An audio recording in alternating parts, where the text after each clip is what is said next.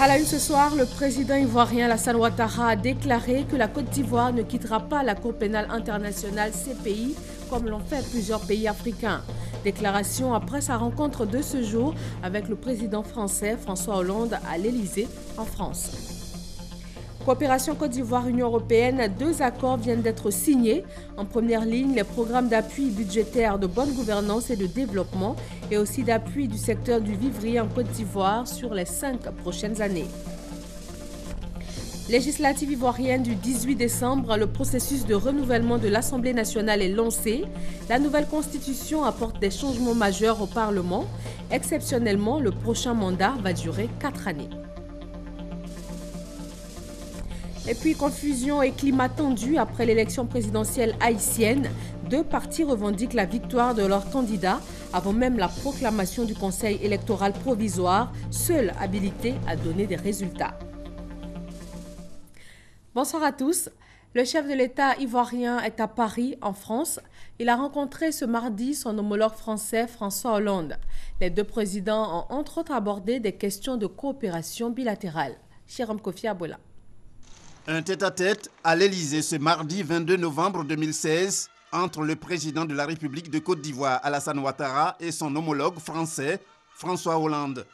Une rencontre dans le cadre des activités du chef de l'État ivoirien à l'étranger depuis le 13 novembre 2016. Les échanges entre le président ivoirien et celui de la France, comme à chaque fois que l'occasion leur est donnée, ont essentiellement porté sur le renforcement des relations entre les 2 pays. Je viens de voir le président François Hollande pour échanger avec lui sur les relations bilatérales entre la Côte d'Ivoire et la République française. Ces relations sont excellentes. Lui dire tous les progrès que nous avons accomplis au cours des 5 dernières années.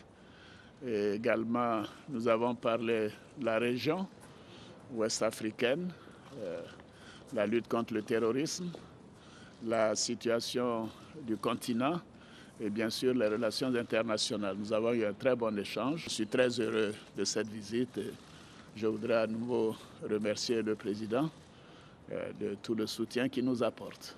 Après cet entretien avec le président français François Hollande, le président Alassane Ouattara a quitté Paris à destination de Malabo en Guinée équatoriale et Antananarive à Madagascar pour participer à 2 rencontres d'envergure.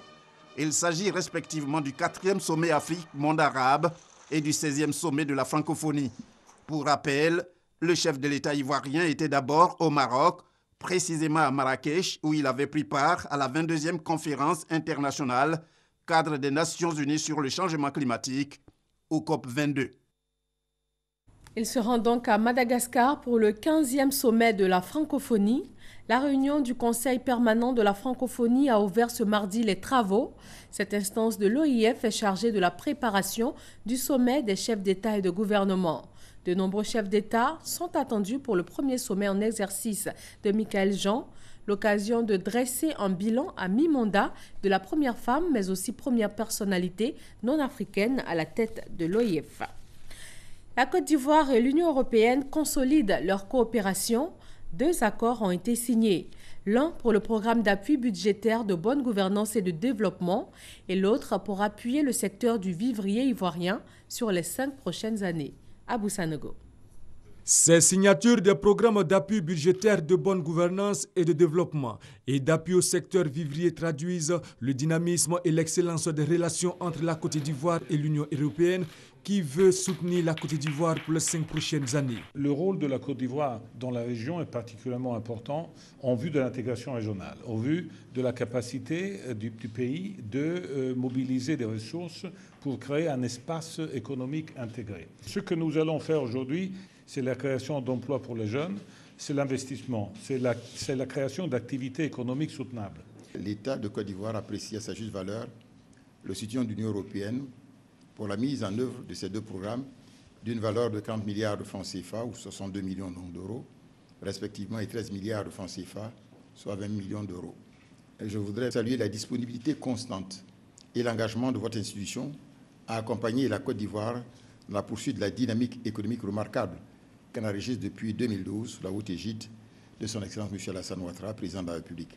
Les actions qui seront menées dans le cadre du programme d'appui budgétaire de bonne gouvernance et de développement sont en adéquation avec les axes stratégiques 1 et 2 du plan national de développement, notamment le renforcement de la bonne gouvernance.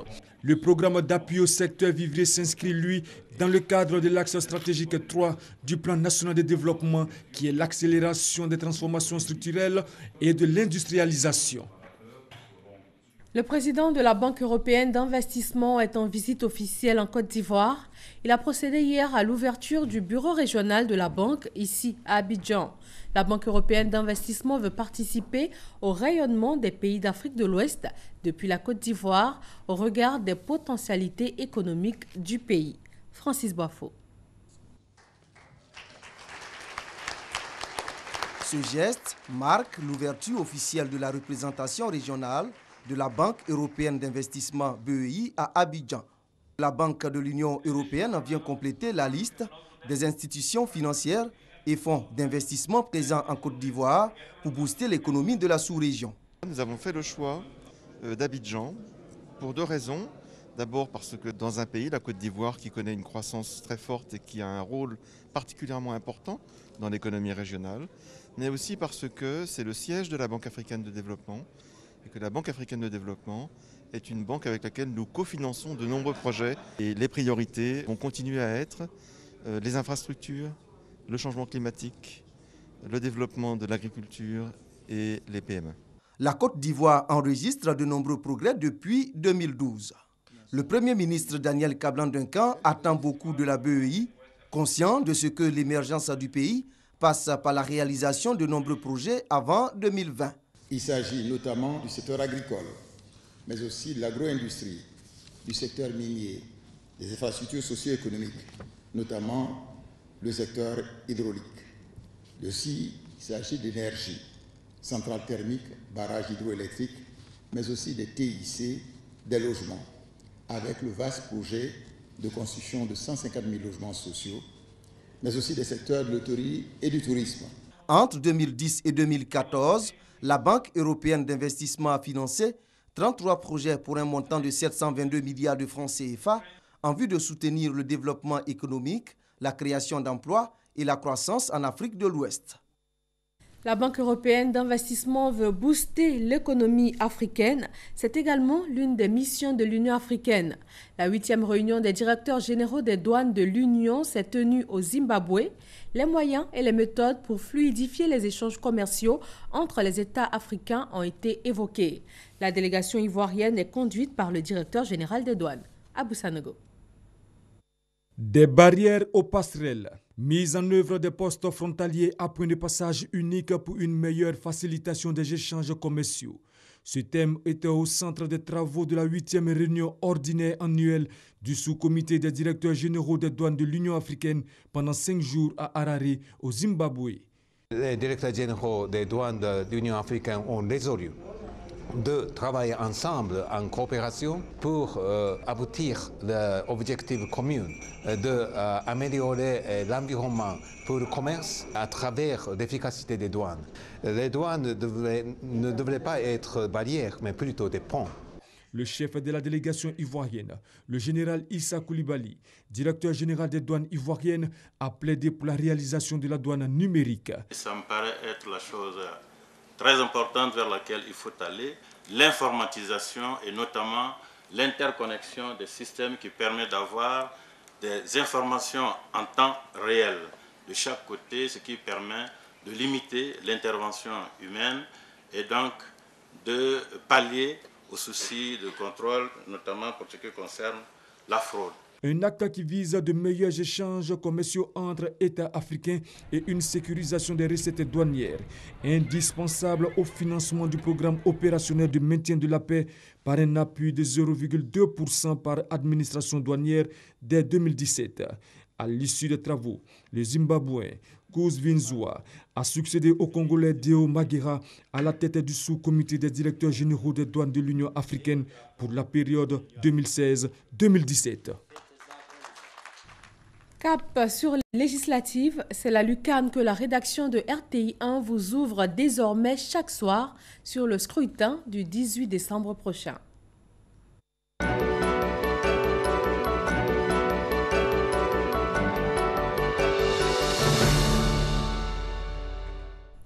Le processus de renouvellement de l'Assemblée nationale est lancé. La nouvelle constitution apporte des changements majeurs au Parlement.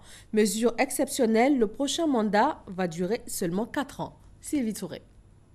Dans les starting blocks, environ 1200 candidats, ou du moins provisoirement. Le temps pour la commission électorale indépendante de mettre sur le grill des critères d'éligibilité les différents dossiers.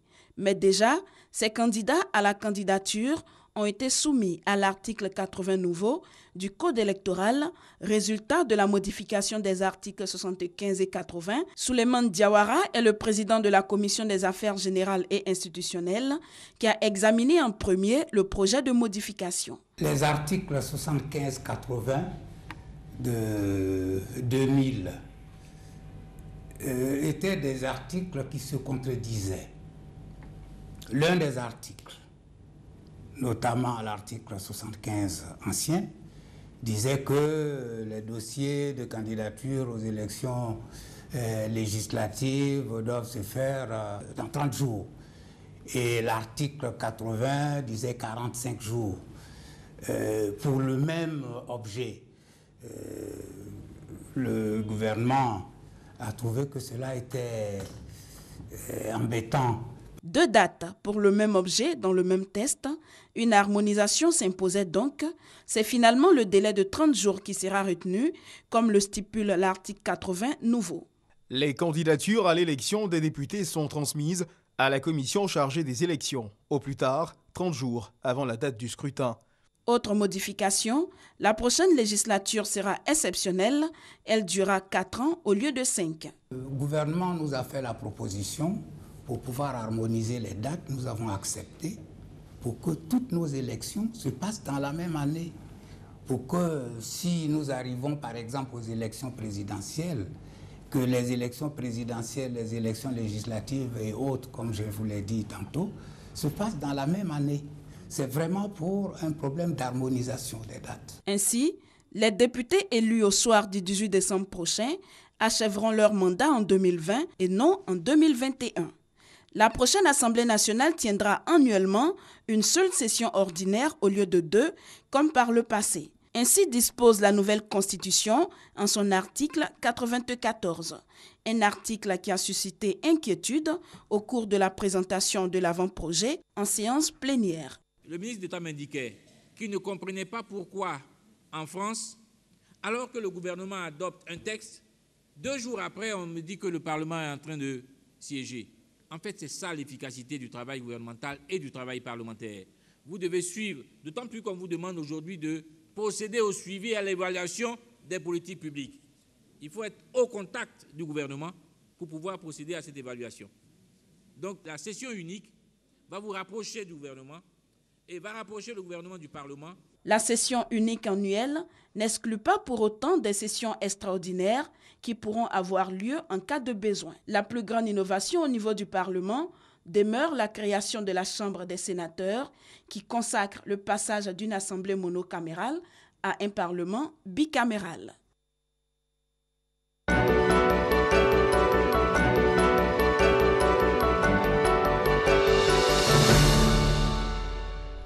Voilà, Cap sur les législatives vous proposera demain soir un autre point relatif au scrutin du 18 décembre prochain. Soyez donc au rendez-vous. Dans le monde de la communication, en plus de ses missions de médias d'État, la RTI apporte son soutien aux jeunes entrepreneurs. Les lauréats de la CGCI Academy Business 2016 vont bénéficier d'espaces de diffusion pour la promotion de leurs toutes jeunes entreprises. Ils sont 7 à bénéficier d'offres de 1 à 5 millions de francs CFA. Moussa Konaté. Ils sont au nombre de 7, les lauréats de la CGCI Academy Business 2016. Activité de la Confédération générale des entreprises de Côte d'Ivoire pour encourager l'entrepreneuriat des jeunes et participer à l'accompagnement des projets innovants. Après leur sacre, la RTI, Radiodiffusion Télévision Ivoirienne, décide de leur apporter sa contribution. Le média de service public donne à ces jeunes entrepreneurs des espaces de diffusion gratuits pour la promotion de leurs projets. Des offres de communication dont le montant varie de 1 à 5 millions de francs CFA. L'objectif de la RTI est de faciliter le décollage de l'activité économique de ces entreprises en leur permettant de communiquer gratuitement, donc à hauteur des montants qui ont été indiqués. Donc une entreprise qui a eu un prix d'1 million pourra consommer nos différents espaces publicitaires à hauteur de 1 million. Pensons que dans 5 ans, ces entreprises que nous avons accompagnées seront nos clients de demain, mais seront aussi des employeurs. Ils vont pouvoir donner du travail à d'autres jeunes Ivoiriens. Donc c'est un cercle vertueux que nous voulons entamer à travers cet appui. Il y a le savoir-faire et le faire savoir. Notre partenariat avec la RTI ou la contribution que la RTI va donner à ces entreprises, c'est de faire connaître ces jeunes entrepreneurs de façon à ce qu'ils puissent susciter de nouvelles vocations. Et c'est ainsi qu'on va disséminer au maximum nos sémences. Et c'est comme ça qu'on va identifier le maximum de jeunes entrepreneurs. La RTI affiche donc son engagement à soutenir l'entrepreneuriat et l'innovation. Pour les bénéficiaires, c'est une vitrine pour développer leurs talents. Les entrepreneurs start-up que nous sommes avons besoin de plus de visibilité. Donc le prix de la RTI vient à point nommé pour nous aider à booster nos business. Donc c'est vraiment un cadeau venu du ciel. Et nous tenons à dire merci à la RTI pour ce prix qui nous est accordé. Nous allons communiquer sur les ondes de la RTI.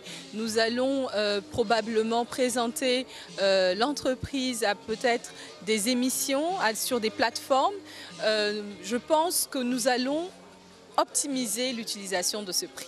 Je pourrais faire de la publicité, je pourrais présenter mon entreprise partout en Côte d'Ivoire. Ça va me permettre à mon entreprise d'accroître mon marché client et demain être leader de la sous-région. Avec cette initiative, la RTI et la CGC partagent les mêmes ambitions, celle de révéler les stars du monde de l'entreprise de demain. Éducation nationale, un arrêté ministériel rend obligatoire et gratuit les cours du mercredi matin à l'école primaire depuis cette année scolaire. Des syndicats d'instituteurs ont lancé un mouvement de boycott, mais après des échanges avec les autorités, ils suspendent leur mot d'ordre de grève. La déclaration du porte-parole de l'intersyndicale des enseignants. À l'issue des discussions, des résolutions principales qui suivent ont été arrêtées. 1. La mise en place du cadre de concertation qui comprend 24 membres, dont 12 pour les syndicats. 2. La définition consensuelle des termes de référence et du chronogramme de travail ce jeudi 24 novembre 2016. 3. La tenue imminente d'un séminaire ne pouvant excéder 3 jours et à l'occasion duquel les points figurant dans le préavis de grève de l'ISEPSI seront examinés en vue de solutions adéquates.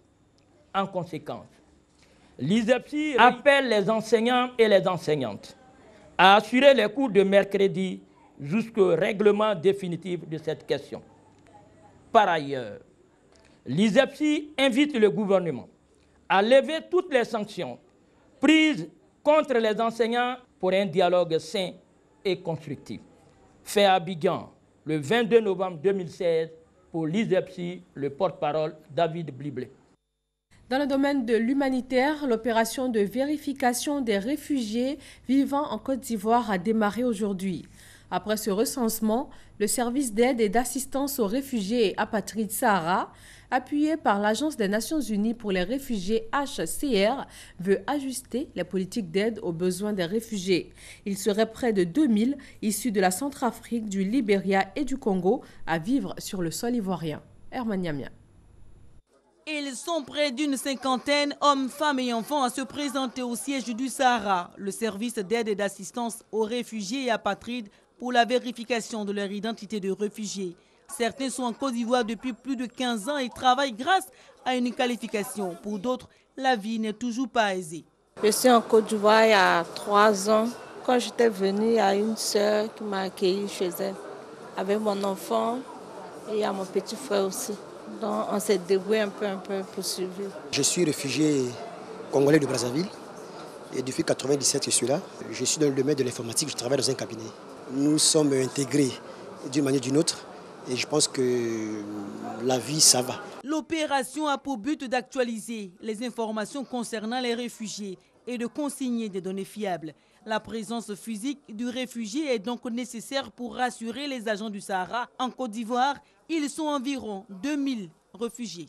En mobilisant ces données fiables pour actualiser notre base de données, nous allons pouvoir adresser à travers des projets toutes les préoccupations des réfugiés pour qu'ils se sentent à l'aise en Côte d'Ivoire, pour qu'ils vivent en parfaite harmonie avec les populations ivoiriennes. Ce recensement se fait aussi à Bobo, Yopougon, Makori, pour le district d'Abidjan, et à Yiglo, Danané, Zonien et Daloa, dans les villes du Grand Ouest. Une opération éclatée pour atteindre le plus de réfugiés non identifiés dans les fichiers de renseignement, affirme un responsable de l'Agence des Nations Unies pour les réfugiés, ICR, qui apporte son soutien technique au Sahara. Nous avons des techniciens qui sont venus un peu de partout, certains de Dakar et d'autres de l'intérieur du pays pour appuyer cette opération ici en Côte d'Ivoire. Depuis 4 années, nous nous efforçons à apporter une protection assez évidente pour les réfugiés qui sont en Côte d'Ivoire. Et pour pouvoir mieux apporter la protection, il faut connaître exactement le nombre de réfugiés que nous avons sur le territoire ivoirien. Cette opération de recensement prendra fin le 3 décembre prochain. Un reportage signé Gabriel Zani. La vente et la consommation de l'alcool en sachet interdite en Côte d'Ivoire. Une décision du dernier Conseil des ministres. La mesure vise à freiner l'usage de ces produits de manière incontrôlée et dangereuse. Moussa Konaté. De l'alcool en sachet, brandi en pleine rue comme un trophée. Sa qualité de consommateur d'alcool, ce jeune homme le revendique avec ce geste. Pour lui, l'alcool en sachet est un stimulant pour une journée réussie. C'est normal, c'est liqueur. Donc, le liqueur qu'elle a, on peut consommer ça, puis il n'y a pas de problème. Ça, consommer, c'est une inspiration. Les sachets, aujourd'hui, là, c'est un peu mieux parce que ça fait de l'économie. Dans cette rue, non loin de la gare routière à Adjamé, des sachets en quantité jonchent le sol, preuve d'une consommation certaine. Le produit se vend et se consomme bien, au prix de 100 francs tout au plus, dans les commerces et dans les rues. Une opportunité d'affaires pour certains. Ouais, ça je prends pour nourrir ma famille. J'ai 6 enfants, ils sont à l'école. Je me débrouille avec mes enfants, avec ça. Depuis quand on dit, j'ai commencé à vendre les sachets. Et pourtant, la consommation d'alcool épis en sachet peu fiable constitue des risques de santé pour la population. C'est un alcool dont on ne connaît pas souvent le dosage, comment il est fabriqué, où il est fabriqué, qui est derrière. Mais ensuite, c'est aussi leur disponibilité et leur accessibilité financière ou géographique, j'allais dire. Parce que ce sont des alcools conditionnés pour 100 francs l'unité et tous les enfants peuvent se permettre d'en avoir. On est à 1 sachet pour se stimuler, on est à 2 sachets pour se stimuler, alors qu'au 3e sachet, on développe plutôt l'effet contraire, c'est-à-dire l'abattement, l'engourdissement, l'endormissement, si on veut dire. C'est un phénomène tout doux qui arrive, vous pensez que vous êtes le maître de la substance, vous en achetez quand vous pouvez, mais après c'est la substance qui s'impose à vous. Après c'est la substance qui vous dit, levez-vous et allez m'en acheter. Voilà, et c'est la substance qui fait la loi. Et en ce moment-là, le chemin retour n'existe plus, c'est la dépendance. Votre personnalité est organisée méticuleusement autour du produit et que le produit, et puis le produit s'impose à vous, à votre vie. Dépendance, risque de maladie, les autorités ivoiriennes réagissent. Désormais, plus question de vendre et consommer l'alcool en sachet. Le gouvernement vient d'annoncer son interdiction lors du dernier Conseil des ministres. Au titre du ministère du Commerce, le Conseil a adopté une communication relative à l'interdiction, la production, l'importation, la commercialisation, la détention, l'offre à titre gratuit d'alcool, d'eau de vie, de liqueurs et autres boissons spiritueuses en sachet plastique ou en berlingot. Donc ces produits qui, pour la plupart, entrent sur le territoire national de façon frauduleuse, notamment par la contrebande, pour l'essentiel ne respectent pas les normes de dosage prescrites, constituent ainsi une réelle menace pour la santé des consommateurs. Une décision diversement appréciée. On a supprimé tous les chassés, même les chargeurs, les chauffeurs, tout. Même ceux même qui ne sont pas chauffeurs, même tout le monde voit chasser. On a supprimé chasser, mais pas chasser, même ça détruit.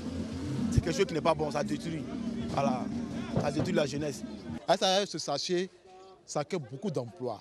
Regardez même, quand qui te dit que tu te sors à Djamé, à ta Boboska, à Djamé, partout là, toutes les filles qui se promènent, au moins plus de 1000 personnes vont la boisson en sachet.